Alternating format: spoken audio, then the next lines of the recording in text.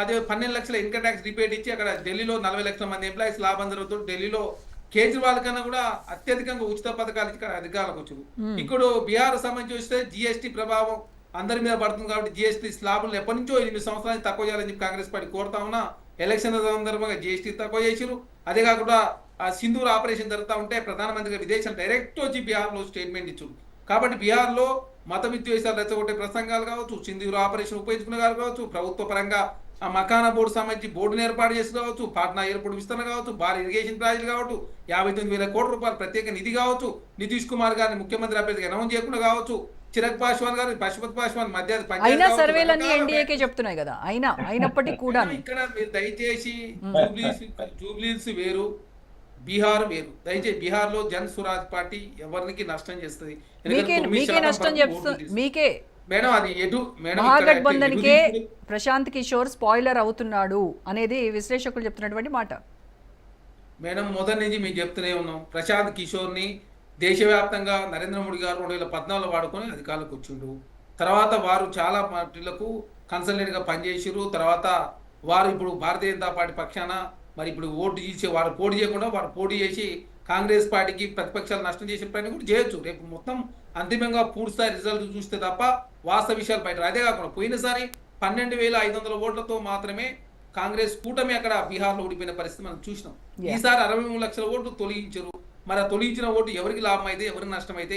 బీహార్లో పేదరికం అట్నే ఉంది, నిరుద్యోగం అట్నే ఉన్నాయి, ఆకలి అట్నే ఉన్నాయి, రకరకాల పార్టీల కుంపులాటలు, రకరకాలుగా ఆ భారతరత్న అవార్డు ఇచ్చి కూడా ఏకంగా రాజకీయం కోసం వాడుకునే ప్రయత్నంలో భారతీయ జనతా పార్టీ ముందుకు పోతా ఉంది. కాబట్టి బీహార్ ఫలితం తుది తీర్పు చూసే వరకు కూడా ఈ సర్వేలను ఇక్కడ తెలంగాణ రాష్ట్రంలో సర్వేలు ఇచ్చి జూబ్లీస్ లో ఏంటంటే 3 పార్టీల మధ్య పంచాయతీ. కానీ అక్కడ చాలా సీఎం రేవంత్ రెడ్డి మాత్రం అసలు సర్వేలన్నీ ఫేక్ సర్వేలు, వీటిని నమ్మేటువంటి పరిస్థితి లేదన్నారు. మరి ఈ సర్వేల ఆధారంగానే ఇప్పుడు మనం మాట్లాడుకుంటున్నాం. ఇప్పుడు వీటిని బేస్ చేసుకుని సర్వేలు మేడం ఇక్కడ మేము సర్వేలకు సంబంధించి ఇది కరెక్ట్ అని కూడా చెప్తలేము. కాకపోతే ఎగ్జిట్ పోల్ ఇట్లా చూపిస్తుందని చెప్తా ఉన్నాం. మాకు సర్వేల మీద కాదు, మేము ప్రజలు నమ్ముకున్నాం. మా అభ్యర్థి బలమైన అభ్యర్థి. కాంగ్రెస్ పార్టీ ప్రజలకు ఏం చేయబోతా ఉన్నాం, ఏం చేసినాం, భవిష్యత్తులో ఏం చేయబోతున్నాం చాలా స్పష్టంగా ప్రజలకు వివరించాం. మీకు అనుకూలంగా మీకు ఇదిగా ఉన్నాయి. ఇప్పుడు వాటి గురించి మాట్లాడతారు. అనుకూలంగా లేదు, బీఆర్ఎస్ కి అనుకూలంగా ఇస్తే మాత్రం ఇవన్నీ ఫేక్ సర్వేలు, పెయిడ్ సర్వేలు, ఇవన్నీ బ్యాండ్ మేడం వాడు మన డబ్బులు ఇస్తే ఏ పాట ఆ పాట పాడతారు అని చెప్పేసి మాట్లాడతారు. మేడం బిఫోర్ ఎవరైతే ఏదైతే 10 ఫేక్ సంస్థలు అంటే మీన్స్ బిఫోర్ ఎలక్షన్ కోడ్ అమల్లో ఉన్నప్పటికీ 10 మంది రిలీజ్ చేసిన పరిస్థితి మనం చూసినాం. వాళ్ళు ఎలక్షన్ కమిషన్ ఏమడే విరుద్ధం కూడా బీఆర్ఎస్ పార్టీ చూసి ఈ రోజు ఒక్కరోజే V6 వెలుగు పేరు మీద 10 ఫేక్ వీడియోలు క్రియేట్ చేసి కాంగ్రెస్ పార్టీ అభ్యర్థిని కాంగ్రెస్ పార్టీ బదనాం చేసే ప్రయత్నం, ఎలక్షన్ వదిలేసామని చెప్పి సోషల్ మీడియా బీఆర్ఎస్ పార్టీ ముందుకు పోతా ఉంది. బాలరాజ్ గారితో సో బాలరాజ్ గారు, సో ఇవాళ జరిగినటువంటి ఓటింగ్ సరళి మీరు ముందు నుంచి గమనిస్తూ ఉన్నారు కదా. అంటే కాంగ్రెస్ పార్టీ అధికార దుర్వినియోగానికి పాల్పడింది. ఇది మొత్తం అంతా రిగ్గింగ్ చేశారు. లాస్ట్ 1 అవర్ మాత్రం రిగ్గింగ్ చేశారని బీఆర్ఎస్ అభ్యర్థి మాగంటి సునీత అక్కడ ధర్నా చేసినటువంటి పరిస్థితి. సో ఓవరాల్గా ఎలా చూస్తున్నారు? రోజా గారు, ముందుగా మీకు అదేవిధంగా రాజనీతి ప్రేక్షకులకి, యాజమాన్యానికి, పెద్దలు రాజకీయ విశ్లేషకులు రామ్మోహన్ రావు గారికి, అదేవిధంగా కాంగ్రెస్ పార్టీ ప్రతినిధి చరణ్ కౌశిక్ యాదవ్ గారికి, భారతీయ పార్టీ ప్రతినిధి అర్జపూర్ శ్రీనివాస్ గారికి నమస్కారం. ముందుగా ఈరోజు తెలంగాణ జాతి గీతాన్ని అందించినటువంటి అందశ్రీకి కన్నీటి వీడుకోళ్ళు తెలియజేస్తూ వారి కుటుంబానికి ప్రగాఢ సంతాపం మరియు అదేవిధంగా ఆ కుటుంబానికి ధైర్యం ఇవ్వాలని ఒక తెలంగాణ ఉద్యమకారుడుగా మాజీ కార్పొరేషన్ చైర్మన్ కోరుకుంటా ఉన్నా.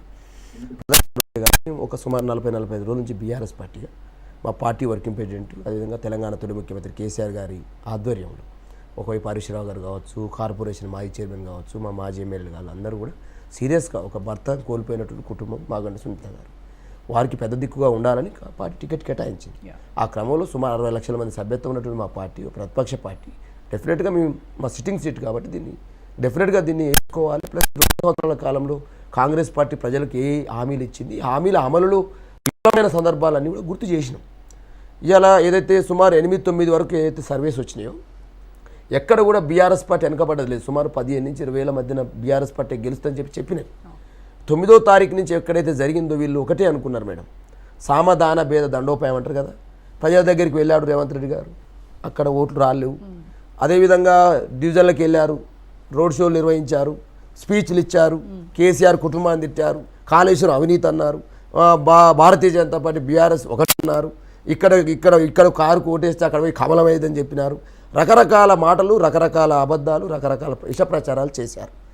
అయినా కూడా బీఆర్ఎస్ పార్టీ సంబంధించిన నమ్మకంతో, గతంలో కేసీఆర్ గారు చేసిన అభివృద్ధితోటి